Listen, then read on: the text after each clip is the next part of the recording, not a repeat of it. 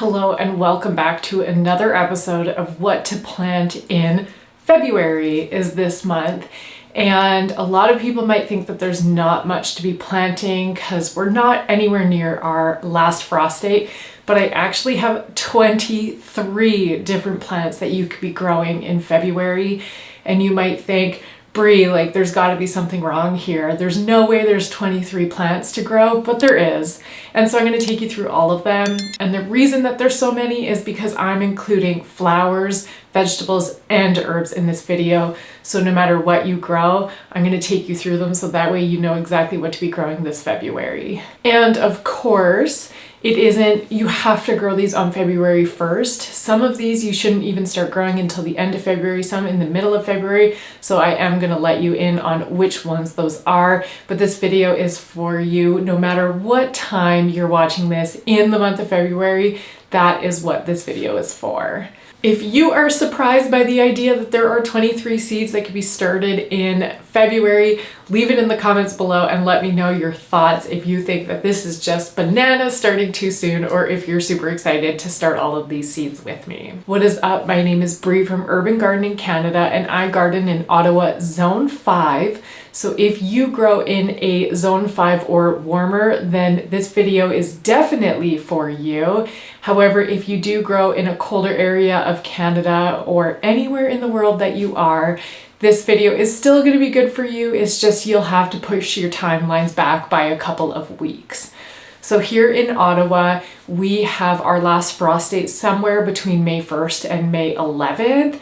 But it really depends on the season, and a lot of people still follow that old wives' tale of not planting until the Victoria Day long weekend. And so really, I find a lot of people aren't really following the last frost date anymore, which is, in my opinion, a good thing because you really should be actually watching your weather in your own city versus an overarching zone or last frost date, which of course is a range based on historical data, but sometimes we get really cold Mays and sometimes we get really hot Mays, so it's better to be watching the weather anyways. So I am going to start with flowers first. A lot of these flowers are from my January video. So if you didn't catch that, I will put the link below and make sure you catch that one. It is still really early in February if you're watching this when it first goes live. So you do still have some time, but these are ones that I told you to put in the fridge, and the first one is going to be milkweed. So if you put this in the fridge at the beginning of January when you saw my first video, now is a great time to pull them out and start them from seed because they do take a little while to be growing. And of course, if you want to be supporting the monarchs, then you're going to want to start these as early as possible to make sure that you have a really healthy plant. If you didn't put them in the fridge until mid to late January, then I would recommend doing this in mid to late February and start growing them then. The next up is lupins. These can also come out of the fridge now. And to say to start them in the beginning of February is mainly so that way you can get a really big plant and get the opportunity to potentially get blooms in the beginning of the season. Otherwise, if you start them later on, then you're more likely to get blooms next year. So the earlier you start them, the better your chances of getting blooms in the same year. So this one really isn't a massive rush to get them out, but if you do want to try and get flowers this year, then I would recommend starting them now. All right, the next one is columbine. Again, I mentioned in the January video that these don't technically need to be cold stratified, but if you do have them in the fridge, I would pull them out now. Even if it's only been since the middle of January, it's totally fine. And columbine, I would start them now because they can take anywhere from 3 to 4 weeks to germinate. And so if you want to have some spring blooms or bloom sometime this season, starting them now anywhere in mid to late February is actually really good because of that 3-week germination period, and then you'll get your flowers growing. All right, and next up is coneflowers or echinacea, another one to pull out of the fridge now. And you can start these anywhere, anytime in February. It doesn't have to be now. So anytime between now and the end of February is a really good time to be starting them. And this is another really good plant to support your pollinators. Bees absolutely love them. And the seed heads are amazing for a lot of birds, especially American goldfinches love them. And so I really recommend including this in your garden. And for any of these flowers, if you haven't had them in the fridge yet, just go put them in the fridge now so that way you can start them by the end of February. Next up is lavender. Lavender is a really good one to be starting in February. You can even start them in January, and that's because they are a woody plant. And so woody plants do take a lot longer to be growing, similar to the eucalyptus that I mentioned in the January video. And so if you haven't started them yet, I recommend starting them now. And it's actually really surprising the size of a lavender plant that you can grow from seed, and they're perennials, which makes them even more fun to be growing.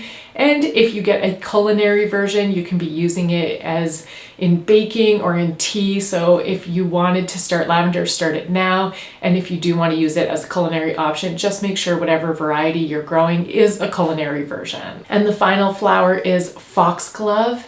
So foxgloves are a biennial, which means that they grow in their first year and flower in their second year and then technically reseed and die. So I believe that you should be growing foxglove from seed every single year unless it reseeds really well in your garden. So that way you always get blooms every single season. Don't wait and plant it every second year because otherwise you'll only get blooms every second year.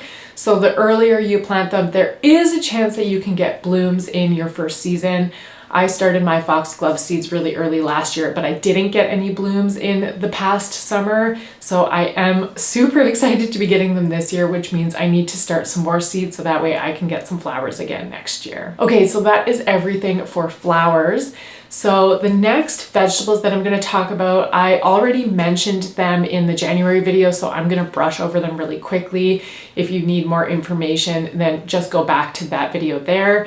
And so that is onions. Start them now. And if you don't know how to grow onions, I have an onion video, so I'll also link that below so you can grab that. Chives and leeks, they're all from the allium family. So if you do want to have any chives in your garden, leeks or onions, start them now. And then the fourth one was strawberries. Again, they need that cold stratification, and I mentioned this in that January video. So if you are looking to grow strawberry from seed, you're definitely going to want to start them now, whether it's in the fridge or in your seed soil. So I wanted to quickly mention that my new course, Adapt and Thrive: Gardening in a Changing Climate, is coming out on February 1st, and I couldn't be more excited.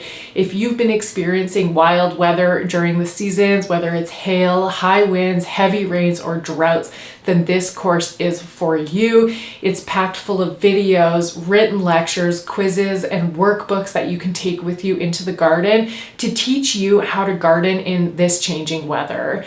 So it will teach you how to garden in droughts, how to deal with heavy rains, how to make your plants stronger so that way no matter what the weather report says, you'll still be able to grow a garden, keep it safe, and get harvest, because as the weather is changing and getting more erratic, it means that our chances of getting a harvest out of our garden is changing. And I really want to make sure that when you're out there gardening, you are getting the mental health benefits while also getting the food to feed you and your family, because food security is getting more and more important in these changing times.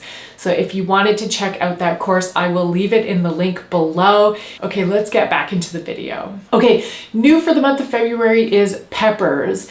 And if you are watching this in the beginning of February and you don't want to start your peppers quite yet, start your hot peppers now.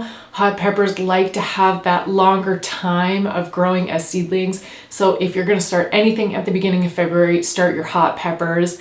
I grew a ton of them last year and they were incredible, and I'm overflowing in hot peppers. So I only really need to grow jalapenos this year because I'm looking to try and make chipotle because I love chipotle.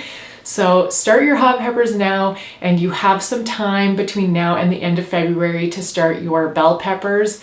If you are in a colder zone, such as my zone 5 or colder, then I do recommend starting your mild peppers in mid-February, because I used to never get a very good pepper harvest when I would start my peppers in March. And the minute I started doing them earlier in February, I got bounties of peppers, and they even had time to mature and change color. So I do highly recommend starting your peppers in February, hot peppers at the beginning of the month and mild peppers at the latest, I would say probably mid-February if you're in zone 5 or colder. So if you're in a warmer zone like I am, zone 5 to anything warmer, so the whole Toronto area, Vancouver area, then I recommend starting your artichokes. I started mine in January, but now is still a really good time to be starting your artichokes. And if you're growing asparagus from seed, February is a very good time to be starting your asparagus, and also celery. So celery is quite a slow grower, but it's also cool and cold tolerant, which makes it an amazing plant to be growing. And so if you start your celery in February, that means when you plant out in May or June, you're gonna have a really nice sized plant, and your celery is going to take you all the way into October, which is what makes it such an amazing plant. So that is artichoke, asparagus, and celery if you're in a zone 5 or warmer. And finally, if you are watching from the Vancouver area or somewhere in the US that is warmer than we are, then by the end of February, you might be able to plant your peas or broad beans directly in the ground. I know that in February I cannot do that, but there are some of you that can. And since you could be watching from anywhere, just keep an eye. If your soil is workable by the end of February, then you definitely want to be planting your broad beans and your peas. Broad beans are very popular in the UK, but aren't as popular in Canada or the US, and I grow them every single year. They can be called fava beans or faba beans. They're all the same as broad beans, and they are such an incredible cool season crop, and they're really good on your soil as well. So if you are able to get them into the ground in February, I recommend it. And if you've never grown them before, at least buy some seeds for this season, so that way you can try them out, because they grow really early in the season, can handle the cold really well, and they make these big, beautiful beans that you can be eating and having them earlier in the season than any other food in the garden. Okay, so the last vegetable before we get into the herbs is sweet potatoes. So I've already got mine sitting in soil here, and I do have a video that I'll link below on how you can start your sweet potato slips. They are different than normal white potatoes where you chop them up and stick them in soil. For sweet potatoes, you need to grow slips, and I prefer using the soil method versus the water method. And so this is definitely a vegetable that you want to be starting in February, whether it's the beginning or end is up to you. If you do grow with the water method though, you're definitely going to want to start these at the beginning of February, because they make slips a whole lot faster in the soil. I'm going to move to the herbs now, and then I'm going to pop back to vegetables again at the end of this video, because these are more of an experimental one. If you are the type of gardener that really wants to push your boundaries, then the vegetables that I'm going to put at the end of this video are for you. But before I get to that, the 3 herbs that you can be growing right now are parsley, sage, and rosemary. Parsley is really slow to germinate and can be super finicky to germinate. It can take up to 3 weeks for your seeds to be growing. And so starting it now gives you a chance for your parsley to be able to grow to a decent size before you plant it out.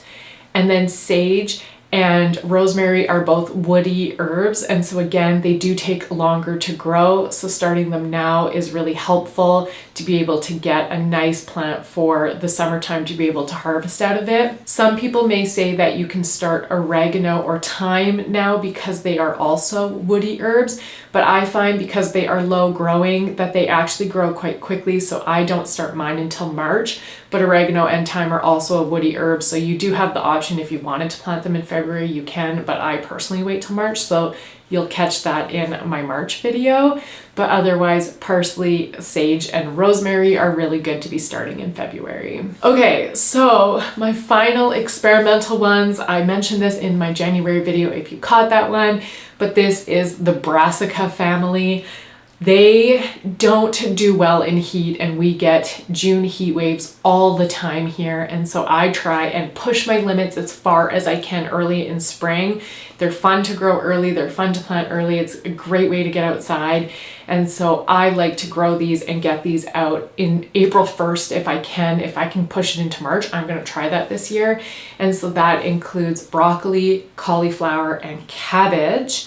And a great way to get your soil workable is to cover it in poly, like a season extending hoop house. And you can also put frost cloth, or if you have black landscape fabric, to lay it inside of your hoop house, so that way the sun is heating it up that much faster to get your soil workable. As soon as you can work the soil, you can get your plants out there, because they're actually quite hardy to below freezing temperatures. So I've already started my cabbage back here. I will show you guys that. And I don't think I started cauliflower or broccoli, because I have to look for the seeds. So I better get those into the soil now as I'm telling you guys to do this. And on top of that, I am also going to be starting in February, more likely mid to late February, kale, Swiss chard, and winter hardy lettuces. So the Rouge d'Hiver is a more cold winter hardy lettuce. So there are different varieties that work for you. And so these are leafy greens, and you'll see on the seed packet that they say 4 to 6 weeks before your last frost. And if I want to try and get mine out for the beginning to middle of April, then 4 to 6 weeks before that is actually middle of February. So you really have a bit of a range, especially if you're experiencing a lot of snow this season. Then it's obviously going to take a lot longer for it to melt. But anywhere from mid to the end of February, you could be starting your kale, Swiss chard, and the cold hardy lettuces on top of your cauliflower, broccoli, and cabbage, all with the goal of trying to get it out somewhere between the 1st to the middle of April. And again, that is for if you're in my zone 5 or warmer, because there's no way you're going to get it out that early if you're in a colder zone, such as a zone 3. But if you are in that Toronto area or on the West Coast or in the US, then this is a lot easier for you to try and attempt. And so this is a great way to get your plants to a solid size that they can withstand that cold weather, and also to be able to get yourself out there in the garden. And I promise you are going to get food way earlier than everybody else. They're still going to be, hardening their seedlings off inside, outside, while you're eating an entire salad bowl out of your garden. And so if you're really into experimenting like I am and pushing those limits and growing outside under cover, then I really recommend starting those 6 seeds sometime mid to end of February. Although the brassicas you can start earlier in the beginning of February. And that is everything for today's video. If you enjoyed it, make sure to give it a thumbs up and subscribe to the channel, and I'll see you in the next video. Bye.